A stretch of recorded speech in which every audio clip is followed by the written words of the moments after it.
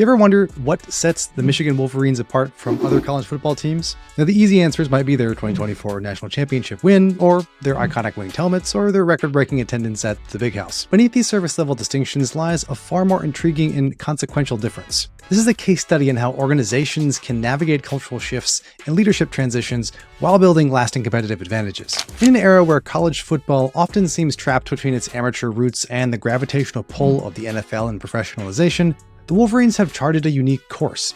They've developed what can only be described as a player-led culture. It's a system that distributes leadership throughout the team, from seasoned coaches all the way to freshman athletes. And this isn't just feel-good rhetoric.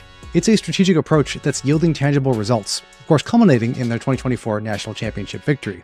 But more than that, this approach isn't just about football. It's a microcosm of how organizations can adapt and thrive during periods of transition. The Wolverine story is particularly relevant now, as college sports undergo seismic shifts in player empowerment and compensation, and it demonstrates how understanding and strategically shaping organizational culture can create resilience and success, even in the face of leadership changes and industry-wide upheaval. Explore how Coach Jim Harbaugh, in a move that seems paradoxical, strengthened his program by ceding control, and how this approach might be the key to maintaining and building competitive advantages rooted in culture, whether on the field or in any organization that's facing change.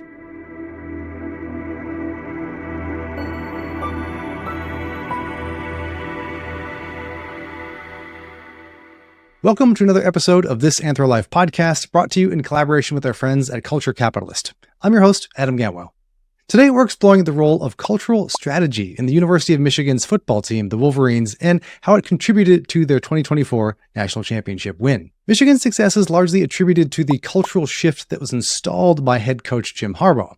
But what exactly did he do to transform the Wolverines' culture? What was it about his leadership and cultural strategy that revived Michigan football? And crucially, what can other organizations learn from this? There's three things I want to dive into today.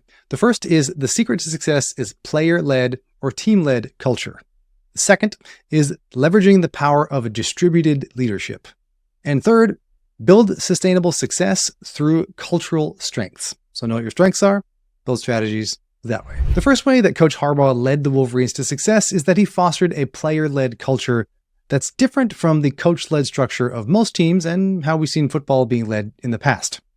Now, this approach not only empowered the players, but also helped them build a stronger and more resilient team culture.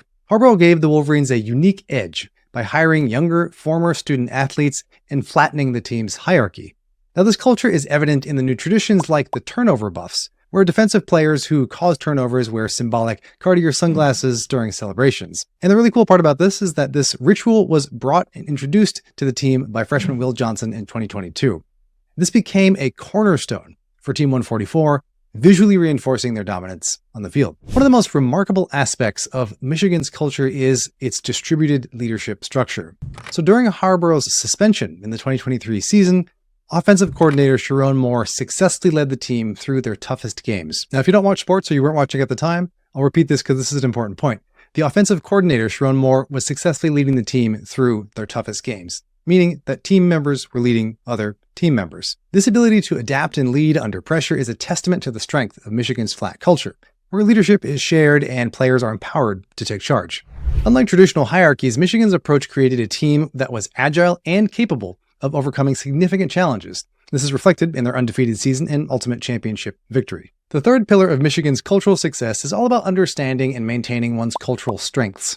Michigan's cultural advantage didn't happen by chance. It was the result of strategic planning and a deep understanding of the social dynamics amongst the team. Jim Harbaugh's cultural strategy was about more than just winning games. It was about creating a lasting cultural legacy that could adapt to changes in college sports. As college athletics enters a new era marked by player empowerment and rapid institutional change, the cultural strategies of teams must evolve with them. The Wolverines' success isn't just a triumph on the field, it's a masterclass in adaptive cultural leadership. Their player-led model of culture demonstrates that understanding and leveraging one's cultural strengths isn't just beneficial, it's essential for sustained excellence. But how do we gain those crucial cultural insights? This is where the often overlooked field of cultural anthropology becomes invaluable. By applying anthropological methods to sports, teams can uncover hidden dynamics that drive success, foster resilience, and create lasting competitive advantages. Now, as we navigate this new landscape of cultural athletics, the teams that thrive will be those that not only embrace change, but also deeply understand their own cultural DNA. The Wolverines have shown us that in the high-stakes world of college football, the most powerful playbook might just be written by anthropologists, not just coaches. As we move forward, the question for every organization becomes, are you ready to look beyond the scoreboard and dive into the roots of culture that lead to sustainable success? Many thanks to each and every one of you for joining me on the pod today. If you enjoyed today's episode and want to get more and learn about how anthropology can influence our lives, culture, technology, business, sports, and beyond, don't forget to subscribe to This Anthro Life. You can hit the bell and subscribe on YouTube if you're watching there, or hit the subscribe button on your podcast player of choice. And if you want to deep dive further, you can check out the article that was written in relation to this episode on Culture Capitalist blog. Link is in the show notes below. I'm Adam Gamwell. Thanks again for tuning in. We'll see you next time.